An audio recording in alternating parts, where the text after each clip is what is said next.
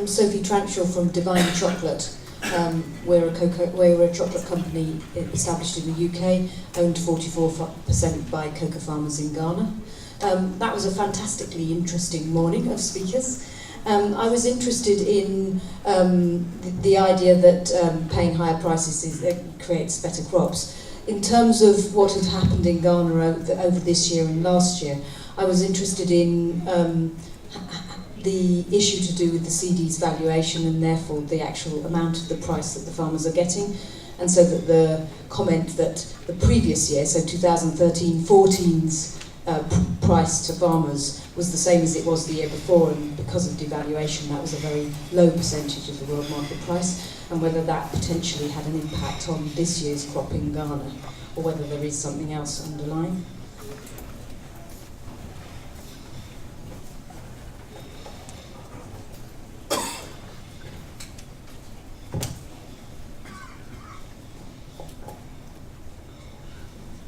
Hello? Yes. Sorry, I'll just answer that first. I'm sure Cocoa Bob will want to say something as well.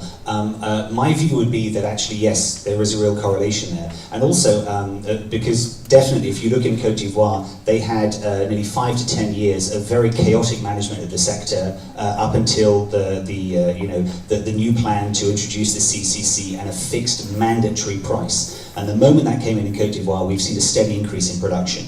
Whereas in Ghana, there has been this issue of the depreciation, and it's a double-edged sword in Ghana. One is the depreciation of the cedi, because that changes the value of the sale of the farm gate in dollar terms. Now, for some Ghanaian farmers, that doesn't matter, because of course they're operating in cedis. The problem is we've also had at the same time inflation. And inflation 15 to 17% over the last 2 years. So that means at the beginning of the season you might be getting something for your crop, but by the end of the season it's hugely lost value.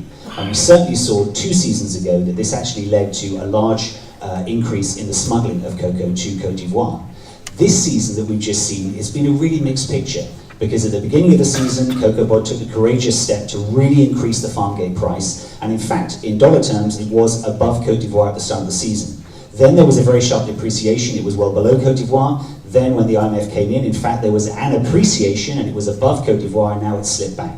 So in fact you could say there's a lot of confusion on that. I think the real issue here is the fact high inflation. If you have a fixed price in local terms and you have 17% inflation, by the end of the year you're getting a lot less for your cocoa.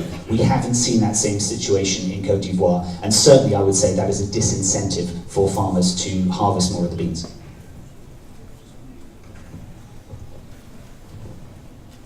I think the issue has been adequately addressed. From the perspective of Ghana Cocoa Board, the depreciation in natural fact hasn't really had any immediate impact with respect to farmers moving away from production. We haven't seen that yet. That's all that I can say for now.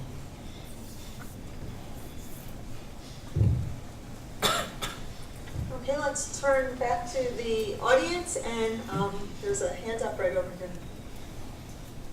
Thank you. My name is Mohammed Kabir Badamasi, Director of Commodities for Nigerian Government, Ministry of Trade. My question is related to the last one, and it's to Ghana as well. The chart that was shown showed a very significant production level in 2011, and then we started a very steady decline thereafter. And the 2 prominent speakers this morning have said that they don't seem to know what's wrong with this decline. Is it that we can't really fathom what, is it that we cannot determine what exactly is responsible for the decline in the production in Ghana? Because I'm saying this so that we can have experience, we can share a country experience with Nigeria, so that when we also are hoping to boost our own production, we might share some information with Ghana as to what is really responsible. I think there must be a reason, so can we have that reason, please? Thank you. Thank you. Yes, the chart showed a gradual increase. In fact, actual fact, it was about 100% increase on the average, as I said, over a 7-year period from 2008, 2009, up to the present season, which we still have about 2 more weeks to end. And with that, we have an average of 800,000 metric tons. But if you look at the 2010-11 where we did a little over 1 million. I would say that was a complete outlier, in the sense that from that year onwards, we've had production, declining to a little above 800,000 metric ton. In fact, the 2013-14 season, where we did about 896,000 metric tons, almost 900, was our second highest yield ever. If I'm to explain further, I will say that from the onset, that's 2002, when we started the disease control program, pest control program, and then improving the fertility, we saw a rapid increase. But these were applications on trees that are really pretty old, over-aged trees and diseased trees. And you only have that response up to a certain level. And I believe that, having put in these inputs for a while, you get to a plateau where you cannot improve yields, further.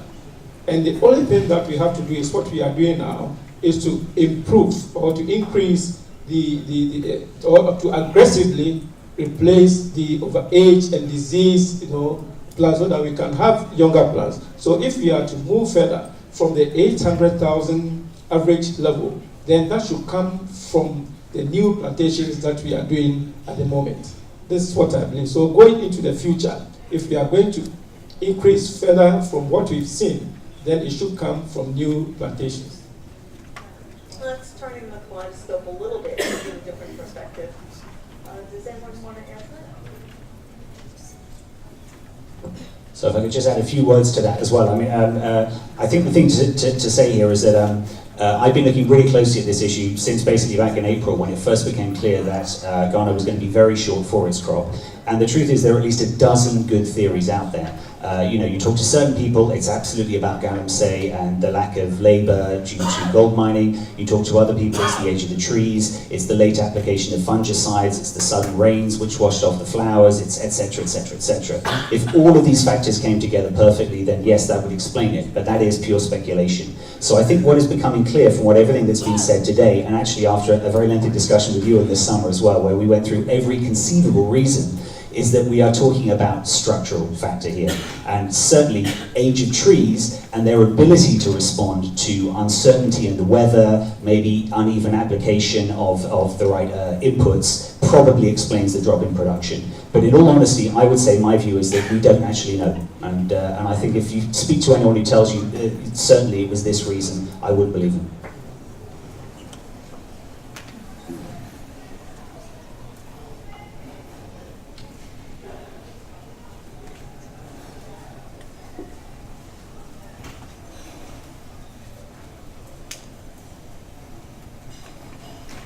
My name is Ângelo Calmon Sá. I'm a cocoa producer in Brazil. And I'm surprised that I agree about the possibility of Latin America being far more important in producing cocoa in the future. But I would like to mention that I was surprised that Mr. Hawkins haven't mentioned Brazil. Brazil, as you all know, have gone in the last 20 years. We start having witch's broom, and that's have spread out a lot, and production in Brazil have gone down mainly because of the witch's broom. But as it was the same case in Ecuador, a lot of effort was made by the producers in finding out new varieties that are resistant and of a high yield. And I can say I'm a farmer since 1960, and I've been doing a lot of grafting in Brazil in my farms. I have a total acreage of 1,600 hectares of cocoa, and I have developed new ways of doing the cocoa planting, and we have reached even productivity in small areas of more than 3,500 tons, 3.5 tons per hectare. And we have farms where we have productivity of more than 1.5 ton per hectare. So a lot of things is happening in Brazil, not only in research of new varieties, very high yield, even higher than CCN 51. I have CCN 51 in my farm, so I know that. And on top of that, we have discovered new areas for cocoa. In the state of Pará, in the north, it's amazing the number of new investors, new farmers planting cocoa of high yield, and also in the south of Bahia, and in the extreme west of Bahia too, and in other areas in Mato Grosso. So a lot of things happening in Brazil. The results are already showing, but it will come up. So I would just like to know why Mr. Hawkins haven't mentioned Brazil. Well, it's a very good question. I'm not sure I mentioned any of the countries in your part of the world. But of course, if I were to mention Brazil, I think what I would be focusing on is the path of recovery from the witch's broom outbreak. The witch's broom outbreak in the 1980s. And I think that eviscerated, it took the heart out of the Brazilian sector. And it's beginning a recovery. And it's farms like your own, indeed, where, again, that precious cocoa culture is being kept alive, and we can see that, and there are some innovative things. There has been a lot of focus on Ecuador, largely, I think, because Ecuador has been very outspoken and ambitious. Anacacao was an ambitious organization. Fedicacao in Colombia is an ambitious organization. I think that Brazil obviously would benefit from a more vocal state organization, perhaps supporting the sector, and you and I can talk about that later. But certainly, if we are to look at your region of the world, there are very strong reasons why investors want to put money into Latin America. If we look at other parts of the world, we look, for example, at West Africa, there are very strong disincentives for investors to put their money there. The experience of the Asian investors in the palm oil sector in West Africa has been uniformly bleak. And the share prices of the two listed palm oil companies of modern times in West Africa, Feronia and Equatorial Palm Oil, tell a very bad story. So Latin America and Brazil, Ecuador, Colombia, and of course Peru, I think this is where the future is within your region. Thank you. Another question from the audience?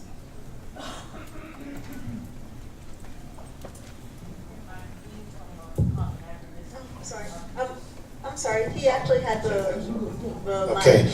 We'll Excuse take your me. question next. Excuse me, I speak in French. Please translate.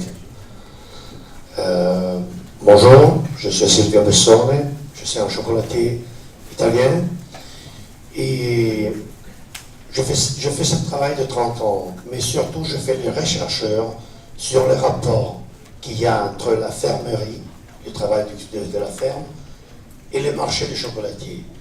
Ça, c'est une étude que j'ai faite sur qu'est-ce qui manque, qu'est-ce qui ne marche pas dans le marché du cacao.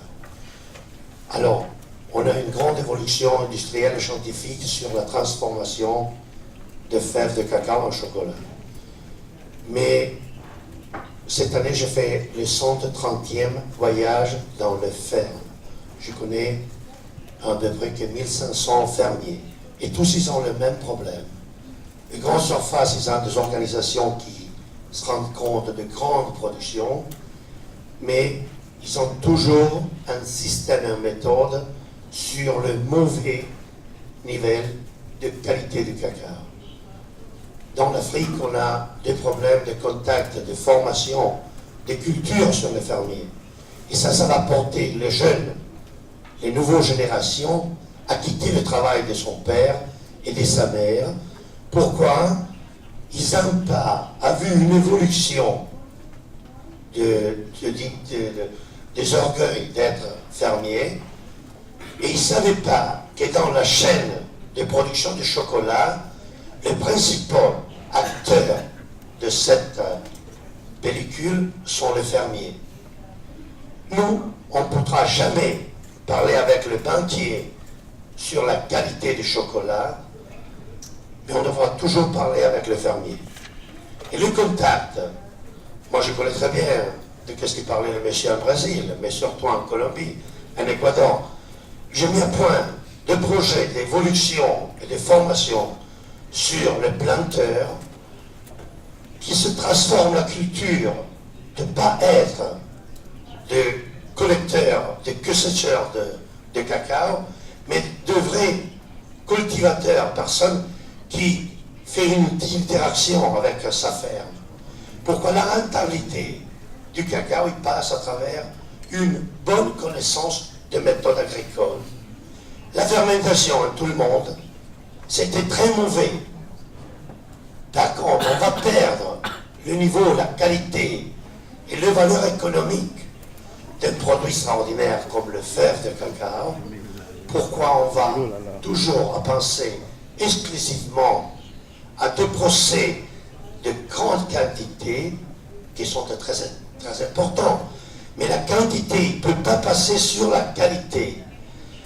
Vous verrez d'ici à quelques années, quand quelle personne va sortir le défaut et le mauvais qu'on peut voir sur le fer, il peut bimer le marché.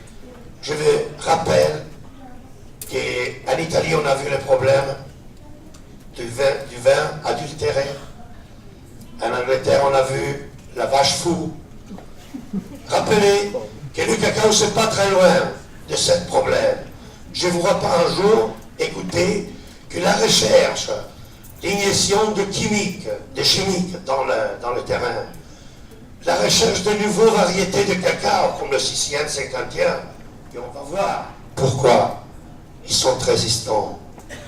On ne voit pas que cet extraordinaire marché, ça va être abîmé, sûrement, pourquoi il n'y a pas eu un contact entre le fermier et la grande finance de ce monde. C'est vrai que dans ce moment, tous, il doit arrêter un peu sur le bénéfice qu'ils ont vu jusque dans ce moment. On a des sociétés qui ont gagné la folie d'argent sur la peau de les personnes que maintenant, dans cette réunion, on a dit, sont les plus importants.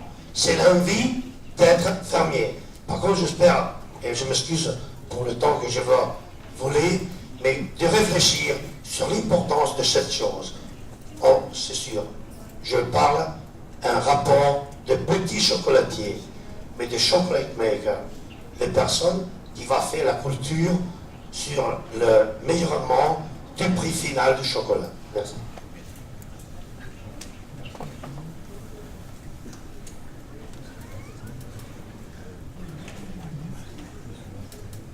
Thank you.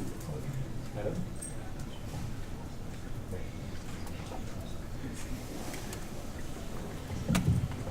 Thanks. Thank you very much for your comments. I just wonder if I could respond to three things you said there, because I think it's very interesting what you're saying. One thing about this issue to do with quality, the quality of beans produced and the fact that there seems to be moving away from quality with this obsession with increasing yields and increasing production. It's a very good point that you make, but I think a lot of this ties into having a correctly priced system. What is fascinating about Côte d'Ivoire is before the reforms that were introduced, quality was a real issue in Côte d'Ivoire. Beans were not of the right, they're not being fermented properly, they're not being dried properly. And why? Because farmers were regularly getting ripped off at the farm gate. There was no guaranteed price. Sometimes they were getting as little as 20% of the international price. Frankly, what's the point? They then introduced a fixed price which has been enforced, and overnight they have resolved the quality issue. I mean, there are still some issues, anecdotal stories, but basically they said, we will pay you this higher price, but we will not accept beans that have not been properly fermented or dried. And guess what? The farmers fermented and dried them. Why? Because there was an incentive. So I think that's one thing to bear in mind.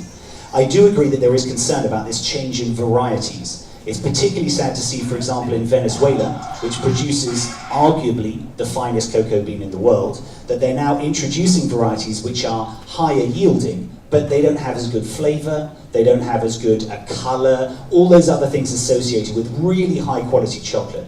there's a danger in 10 to 20 years that we could have lost some of these really wonderful producing trees. So I agree with you there. I think this obsession with it's got to be high yield, it's got to be less reduction, less susceptibility to disease. But I think the third point you make also is very good about smallholders, because there is discussion about plantations, and I certainly think if the plantations are new cocoa plantations, absolutely they should be supported. But cocoa provides a livelihood for millions of people in West Africa. It may be the most inefficient way of producing cocoa, but you can't... All right, fine. You can hear me now? All right, sorry. It may be the most inefficient way of producing cocoa, but there are millions of people who rely on it. And we now have methods for getting out information to them through mobile phones, extension programs. So as it's such a huge employer, the key here is the big chocolate companies having that connection to the smallholder through the cooperative. And there are many examples. You look at Barry Kaibo, you look at Semwa, you look at ADM, but there could be a lot more. I fully agree with you.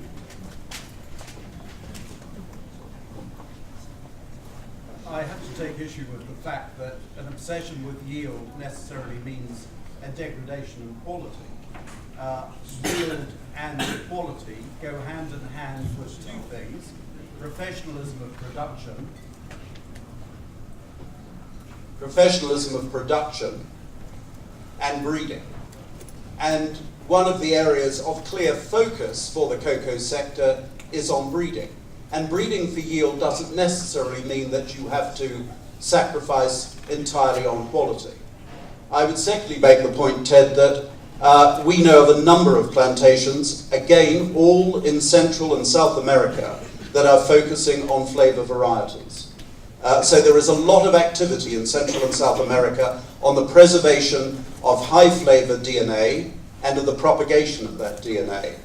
I accept your point, and I agree that there is a great responsibility for the downstream sector in terms of protecting the livelihoods of farmers, but we must look also at the development of a professional cocoa sector, particularly to address the requirement for growing productivity to meet the demands of the new markets. And I think that you can certainly have yield and you can have quality with breeding and professionalism.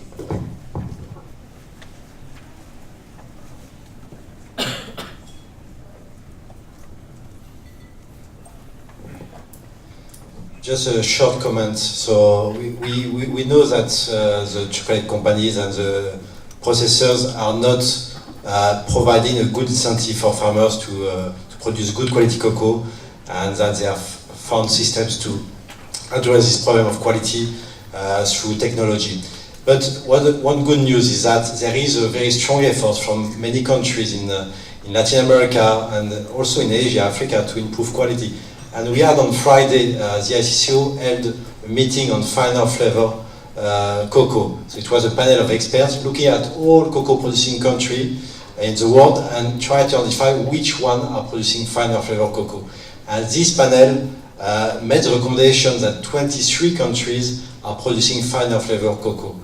And we discussed for all these countries the internal process and the policy in place, and we can see that there is a strong will to produce some good cocoa. So there is a market for this cocoa. It's growing at a strong pace. It's still a small market, and today we will hear about these chocolate makers, very small one, looking for this type of beans.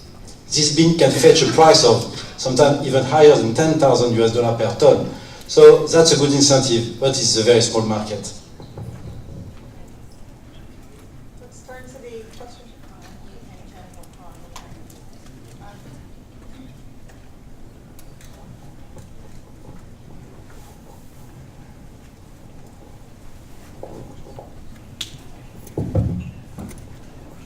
I just have one very simple question. With all these development activity happening in Ghana, what's the planted hectare in your country? Thank you.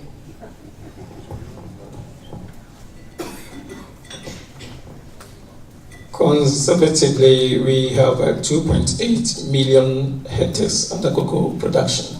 But as I said, about 40% of this acreage is unproductive.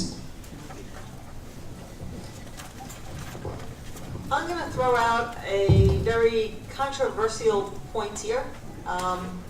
After we have this speaker, and then we're going, no, you have the podium, the floor. Thank you very and much. I'll make my comments after. Franz Möstl, Welthungerhilfe, Cocoa Development Project, Sierra Leone. When we look per se at the cocoa crop, per se it's an agroforest crop, it's a forest crop. And when we think about production, which needs to keep a forest crop at this higher production levels, when you go in monoculture, for example, as it happened in Ivory Coast or even in Ghana, or as it might happen now in Brazil, you need quite high external inputs like fertilizer, pesticides, to keep this very high production. On the other side, we are talking about sustainability production. And many companies put on their agenda the sustainable production. How does that fit today with agroforest production, which is quite labor intensive, and this kind of monoculture?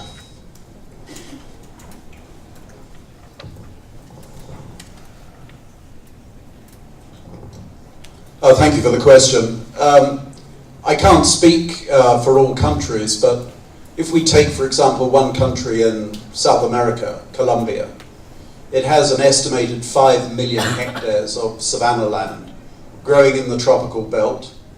The conversion of that land to agroforestry, whether it's palm or rubber or cocoa in the right conditions, is considered to be an ecologically positive and economically and socially positive development. So there are areas of the world where there is land available that is zoned for agriculture, which doesn't require further deforestation, where cocoa can be developed, whether it's developed as a shade crop, partial shade or full sun, and I understand there is a trend towards full sun production. It'd be interesting to hear from some of the cocoa farmers here about their experiences between shade and full sun. But there is scope, clearly, particularly in South and Central America, for the development of cocoa as a plantation crop, meeting those requirements. And one of the concerns, obviously, and we addressed it in that short presentation of ours, was that in Ivory Coast there is a real concern that the protected forest areas of the country are under predation by illegal farming and migrant groups. So a real concern. Yeah, if I could just on that issue of sustainability, it's a very good point raised by sustainability, but the real question is, what do we mean by sustainability? I've certainly seen many debates, because if we're talking about a sustainable production of a monocrop, then the provision of inputs, so fertilizers, pesticides, and also the necessary technology that is needed, the know-how, that should be part of a sustainable system. So there's no reason it couldn't work if it was properly organized. But I'm pretty sure that everyone gathered here understands when we say sustainability, we mean also ethical. In other words, not destroying the environment, not involving child labor, something which can continue and actually build a community reinvesting in it. And so in that case, I think that's where there is a natural, if you like, tension between the two. Because many of the sustainability and traceability programs that were initially launched by the cocoa companies, in all honesty, they were really about improving yields. That it wasn't so much about the social side, but I think that's increasingly growing. And I think, yeah, the point raised by Doug there about the forests in Côte d'Ivoire, once the election is out of the way, maybe the government will decide it will finally move against the illegal farmers in the forest, and that raises huge issues here as well, because maybe they are actually the most sustainable production, but that's also a community which is completely off the radar. We simply have no idea how big that production is. And just to add to the comment that Ted has made, when we look at sustainability, it's a structural issue. Can the upstream production sector continue to supply and meet the demands of the downstream consumer sector in an economically, environmentally, and socially sustainable manner? I guess we're throwing a lot of conditions in there. But when we look at, and it was interesting hearing Dr. Opong's presentation on the situation in Ghana. The average age of a Ghanaian farmer is 55, and the average mortality age in Ghana is 59. That's a structural issue.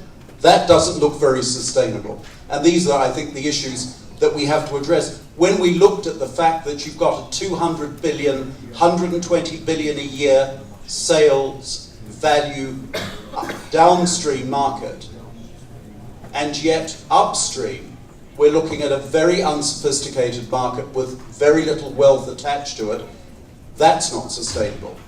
And when we look at the palm oil sector, for example, and God knows it has its warts, but all the companies supplying Unilever made a great deal of money in the process. And that ought to be possible in the cocoa sector. It ought to be possible in a very rich sector like the chocolate confectionery sector for the upstream sector also to accumulate wealth. And it's a structural issue that it's not. Okay, I'm going to take advantage of my spot up here and pose one more thought or question. We hear a lot about sustainability. We hear the mention of palm oil. And there's something that isn't, to me, the elephant in the room that isn't being addressed. At one point, we have a major company saying they want to push for sustainability 100% 2020. At the same time, we have Wall Street, stockholders, margins, concerned about shareholder value. And when prices go up, we have shrinking bars, we put consumers on diets, we switch to cocoa butter equivalents, and it helps the palm sector and others. So where is that balance? Or are the manufacturers on one side speaking about sustainability and helping the farmers, at the same time reducing actual consumption because of changing the need to protect margins? And how is that reconciled within the industry?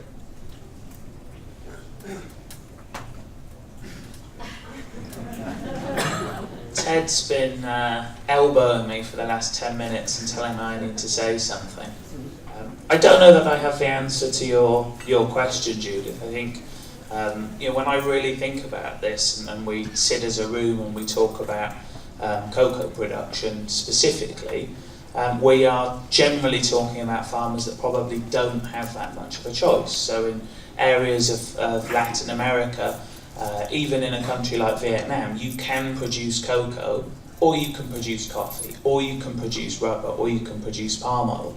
In West Africa, you need to be lucky enough that you can forgo production of cocoa for several years if you change to producing rubber or palm oil. If you're producing palm oil, you need to be close enough to a factory that you are able to sell your production. So not so much in answering your specific question, but just thinking about a lot of the issues we've heard discussed in the last 5, 10, 15 minutes.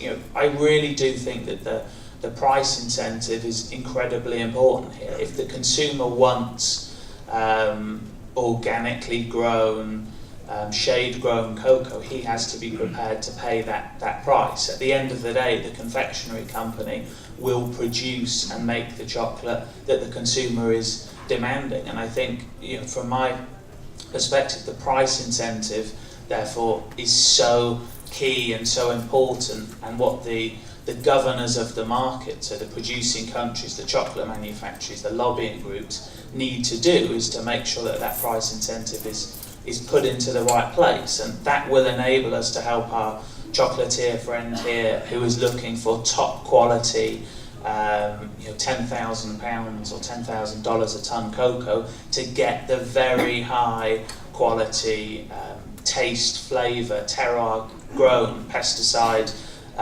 free cocoa he's looking for. At the same time, I would support Doug very much in his assertion that we cannot keep just chasing increased acreage. If you increase the acreage in West Africa, what you're doing is taking 10 relatively low-income farmers today and creating 12 relatively low-income farmers in the future. That doesn't really help. What I would say we need to do is ensure that the price incentive is creating the right conditions for the majority of farmers to seek increased income through higher yields, so that you're giving more money to those farmers, whilst a very small section of the market focuses on providing the very high quality flavour cocos that are, as Ted said, a very small proportion of world cocoa demand. So I think the consumer has a very important role to play here as well. If I could just add to that, I mean, one of the interesting things when we have a discussion like this is there is a great deal of concern about the relationship between the ultimate consumer, the household brands, and the farmer.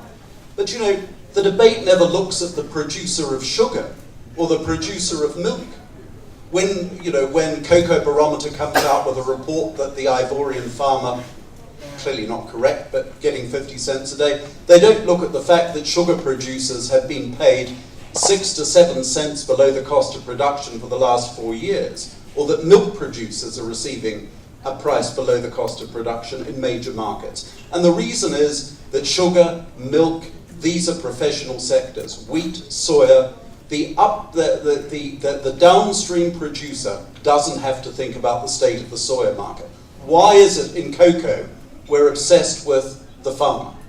Well, we know why, but if we want a sustainable industry, we need a professional supply sector. And moves have to be made both to improve the professionalism of the smallholder farmer, but also, in my view, humbly, to develop a professional sector as well, so we remove that worry. Hi, so if I could just respond, get to the nub of your question, I think, about this question on sustainability. It was a point raised right at the beginning. Will all of these big companies get to have 100% sustainable cocoa by 2020? And the answer is yes, because they're going to define what sustainability is. If you define what sustainability is, wow, we made it. They're going to sandbag, you know?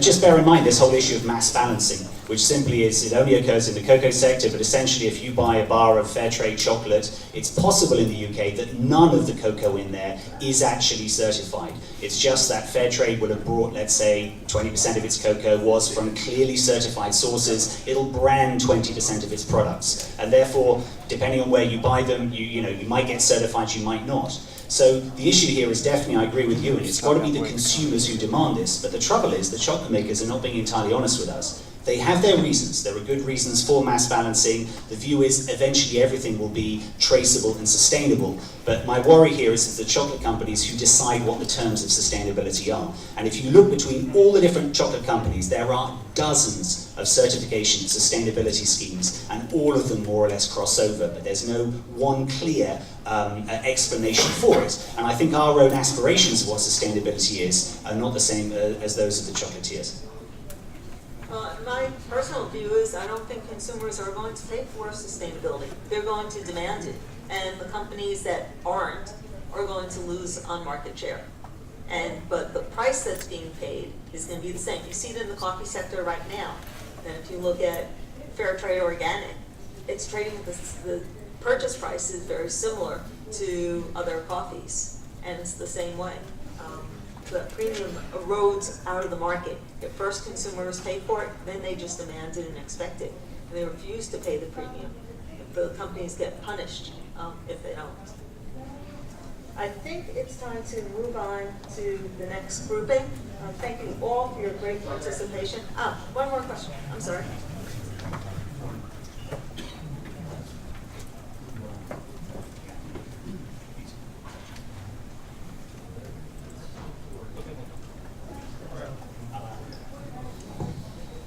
Okay, that's it all.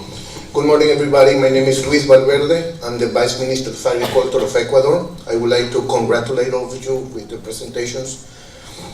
And I would like to make a small comment. First of all, El Niño is here. It's a reality and it's supposed to be one of the biggest one. But a lot of countries like Ecuador, we have been preparing for that since last year. Last year we were ready and thank God it didn't come. So we need to focus a little bit more on the possible forecast on that. I totally agree with your presentation, sir, on how the professional farms are increasing in Latin America, and that's real. for some countries like my country, cocoa is a big issue. It's as important as bananas. We are trying to lift the cocoa industry. When you guys were talking about sustainability, I agree in some parts. We have to provide a sustainable industry. But when we talk sustainability, we cannot only talk about on the producing part. There is a lot of research and work and money and time spending in countries like mine trying to provide this sustainability. But when I heard things like a price incentive, it doesn't make my sense, because I've been coming to ICCO for like 3 years now, and when we met in the council, you say, okay, what's the problems that we have in the industry? And one of the problems is transparency, that we can talk about is part of the sustainability. So it is easy to say we have to be sustainable on the productive part, but we also have to consider and put into consideration transparency is also important on the consuming part. When I'm talking about transparency, I'm talking about prices, I'm talking about inventories that helps the whole industry to achieve that sustainability that we're discussing this morning. Thank you very much.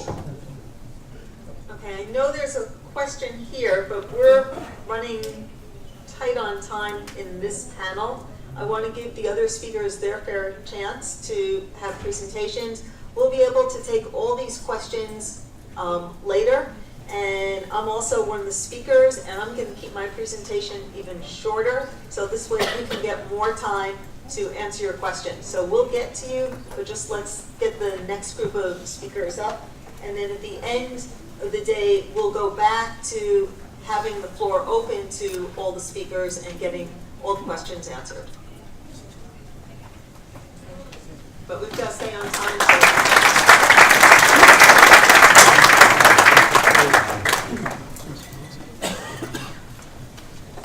Okay, our next speaker, we're going to switch gears now, and we're going to talk about cocoa farming profitability. We have 3 speakers actually in the next lineup, and then we're going to again have some more questions and followed by lunch. So can we have Mr. Friedel Hutz-Adams to the podium to deliver his topic on the long way to a living